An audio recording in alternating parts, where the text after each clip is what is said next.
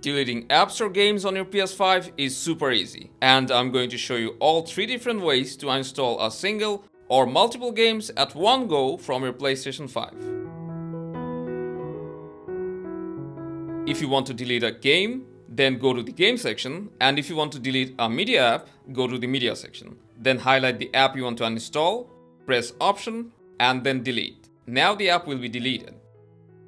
If you don't see the game in the home screen, then go to Game Library or Media Library. From there, select the app you want to uninstall, and just like I've shown you before, select Option, then Delete.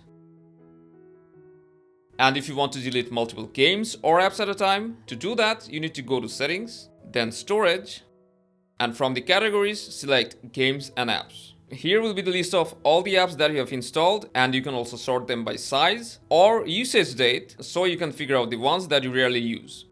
Then just select the apps you want to uninstall. Now go to the right, select Delete, and confirm it. Now the games and apps will be deleted completely. Note that this won't erase any app data or game saves, and they will be saved to the cloud. So that's how you remove games and apps from PS5. If you found this helpful, stay with us for more.